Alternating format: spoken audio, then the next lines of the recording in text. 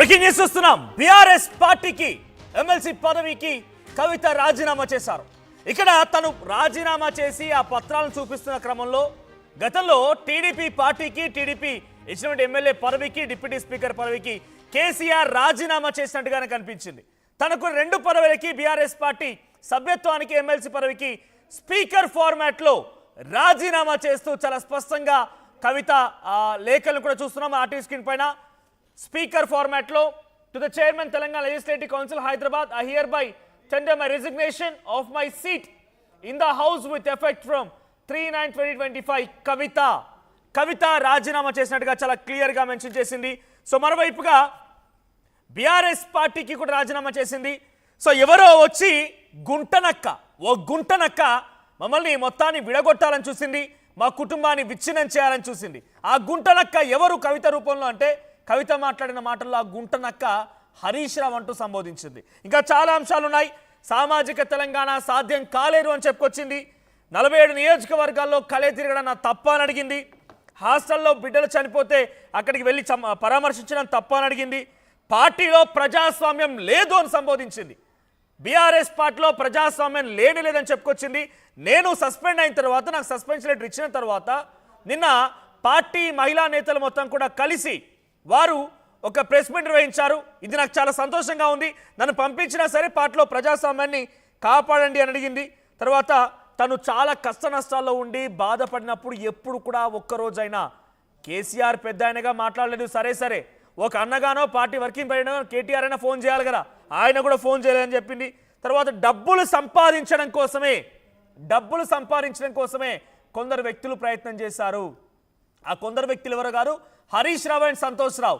వీరిద్దరు కూడా డబ్బులు సంపాదించడమే లక్ష్యంగా పెట్టుకొని డబ్బులు సంపాదించి అనవసరంగా అమాయకుడైనటువంటి కేసీఆర్ మీద నెట్టారని చెప్పుకుంటూ మాట్లాడుకొచ్చింది. ₹1 వ్యాపారం చేస్తానని చెప్పి ఎప్పుడో పోయిండు ఆయనకు అసలు టీఆర్ఎస్ పార్టీ పెట్టడమే ఇష్టం లేదు. కేసీఆర్ రాజకీయాల్లోకి ఇంత ముందుకు రావడమే ఇష్టం లేదు. ₹1 ఇస్తే వ్యాపారం చేసుకుంటా చక్కగా హాయిగా ఉంటారని చెప్పి హరీష్ రావు భావించిండు. మధ్యలో ఆయన కంప్లీట్గా కాంగ్రెస్ పార్టీ పోవాలని కూడా ఆలోచించిండు. చాలా మంది చరిత్ర తెలవక హరీష్ రావు కుట్రల యత్నం, హరీష్ రావు కుట్రలు తెలవక ఆయన గుడ్డిగా నమ్ముతున్నారని చెప్పి మాట్లాడుతూనే అన్నా రామన్న జాగ్రత్త గుంటనక్కతో అని చెప్పి చెప్పుకొచ్చింది కవిత. మాట్లాడే ఈ అంశానికి సంబంధించి మనతో పాటు ఆర్టీవీ స్టూడియోలో తాడూరు శ్రీనివాస్ గారు బీజేపీ పార్టీ నుంచి ఆయన రిప్రజెంట్ చేస్తున్నారు. సో బీఆర్ఎస్ నుంచి అఫీషియల్ స్పోక్స్ పర్సన్గా విజయారన్ క్షత్రియ గారు ఉన్నారు. At the same time Congress నుంచి ఇందిరా శోభర్ గారు ఉన్నారు. సో ప్రస్తుతానికి మాట్లాడదాం. ముందుగా బీఆర్ఎస్ నుంచే క్వశ్చన్ స్టార్ట్ చేస్తాను. ప్రజాస్వామ్యం లేదు మీ పార్టీలో? ప్రజాస్వామ్యం ఉన్న, అంతర్గత ప్రజాస్వామ్యం ఉన్న ఏకైక పార్టీ బీఆర్ఎస్ పార్టీ. ఈరోజు కవితమ్మ గారిని చూస్తూ ఉంటే మాకు బాధ వేస్తూ ఉన్నది, అలాగే మరి జాలి కూడా వేస్తూ ఉన్నది. ఎందుకనంటే తెలంగాణ కేసీఆర్ బీఆర్ఎస్ పార్టీ శత్రువులు పన్నినటువంటి ఒక కుట్రజాలంలో ఆమె ఇరుక్కుపోయి ఈరోజు బ్లాక్మెయిలింగ్ చేస్తున్నటువంటి Bharatiya Janata party, Congress party, shadow party అయిన తెలుగుదేశం పార్టీ, చంద్రబాబు నాయుడు గారు నియమించినటువంటి రేవంత్ రెడ్డి గారి దుష్ట చతుష్టయం వలలో చిక్కినటువంటి కవితమ్మ గారు ఆ విధంగా మాట్లాడుతూ ఉంటే మాకు చాలా బాధేస్తాం. నా క్వశ్చన్ ఒకటే, ప్రజాస్వామ్యం ఉందా లేదా? 100%. కేసీఆర్ తర్వాత కేటీఆర్ కావాలా? ఇంకెవరు లేరా పార్టీలో నాయకులు? మధుసూదనాచారి గారు బీసీ నాయకుడు, ఆయన లేరా? ఎస్సీలో నుంచి ఎవరు లేరా? ఆర్ఎస్ ప్రవీణ్ కుమార్ గారు వచ్చారు కదా పాపం, దళిత బిడ్డ, ఎస్సీ నుంచి. అట్ ద సేమ్ టైం ఆయన ఐపీఎస్ ఆఫీసర్గా పనిచేసారు, అన్ని రకాల అనుభవం ఉన్న వ్యక్తి. వీళ్ళెవరికి వర్కింగ్ ప్రెసిడెంట్ అర్హత లేదో, కేటీఆర్ మాత్రం అర్హత ఉన్నదా? అయితే దీంట్లో అర్హత విషయంలో ఎప్పుడైనా కూడా భారతదేశంలో కానీ ప్రపంచంలో కానీ పార్టీల మొత్తం ప్రయాణాలను దాన్ని ఉద్భవించిన ఒక పద్ధతిని గమనించాల్సిన అవసరం ఉంటుంది. ఈరోజు లేదా అని అంటే ఉండవచ్చు, కానీ దానికి ప్రియారిటీ వైజ్ కాబట్టి వాళ్ళకి హక్కు లేదు. అట్లా లేదు. తెలంగాణ ఉద్యమం 75 ఏళ్ళ చరిత్రను మనం చాలా చక్కగా గమనించినప్పుడు ఇదే భారతీయ జనతా పార్టీ కూడా ఉన్నది, ఆ సందర్భంలో కాంగ్రెస్ పార్టీ కూడా ఉన్నది, తెలుగుదేశం పార్టీ కూడా ఉన్నది, ఇంకా ఆయా పార్టీలు ఉన్నాయి. ఆయా పార్టీలు ఉన్నటువంటి తెలంగాణ నాయకులు ఆనాడు లేరా తెలంగాణ ఉద్యమాన్ని ముందర నడిపించడానికి? కేసీఆర్ గారి అవసరమైనరా? అంటే ఎవరూ లేని, దిక్కుమొక్కు లేని తెలంగాణ వాదానికి ఒక రాజకీయ దిక్కుగా తనను తాను పార్టీకి రాజీనామా చేసి సింగిల్ పాయింట్ ఎజెండా తోటి కేసీఆర్ గారు పార్టీ పెట్టి ఒకవేళ రాజకీయ ఉద్యమమే చేయకపోతే తెలంగాణ రాష్ట్రం వచ్చేదా? ఈరోజు రేవంత్ రెడ్డి గారు అనే ఒక సామాన్య విజయన్ గారు మరీ చరిత్రలోకి పోతే చాలా మాట్లాడాల్సి వస్తుంది. సీఎం అనే పదవికి అర్హుడా ఒక్కసారి అర్థం చేసుకోవాల్సిన అవసరం ఉంది.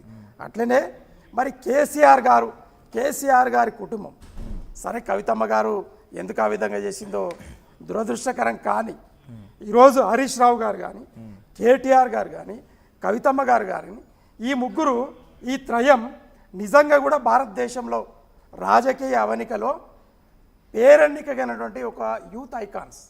వీళ్ళు ముఖ్యమంత్రి పదవికి, ప్రధానమంత్రి పదవి కూడా అర్హులు, మంత్రి పదవులకు అర్హులు. ఎందుకంటే ఈ ముగ్గురేనా, వీళ్ళతో పాటు ఇంకా ఉన్నారా? అంటే ఈ ముగ్గురే అని చెప్తున్నారు కాబట్టి ముగ్గురు ఓకే. అల్టిమేట్గా హరీష్ రావు గారు అర్హులే కావచ్చు, కేసీఆర్ అర్హులే కావచ్చు, కేటీఆర్ అర్హులే కావచ్చు. కానీ ఈ ముగ్గురే అర్హులా, లేకపోతే ఈ ముగ్గురు కూడా అర్హులేనా? భారత ప్రజాస్వామ్యంలో ఉన్న 140 కోట్ల జనాభా అర్హులేనండి. కానీ అర్హత, మీ పార్టీ గురించి చెప్పండి. అర్హత మా 4 కోట్ల ప్రజలు అందరూ అర్హులే. కానీ అర్హత ఏంది అని అంటే అనుభవం అండి. అర్హత అనేది, అర్హత అంటే పౌరుడైనంత మాత్రాన, ఓటర్ అయినంత మాత్రాన కాదు కదా. మరి పరిపాలన చేయాలంటే అనుభవం కావాలి కదా. అనుభవం కావాలి. అనుభవం అనేదే అర్హత. కేటీఆర్ గారిని నిజంగా కూడా పరీక్షలు పెట్టండి. మీరు యాజ్ ఎ జర్నలిస్టుగా మీరు పరీక్షలు పెట్టాలి. కేటీఆర్ గారిని,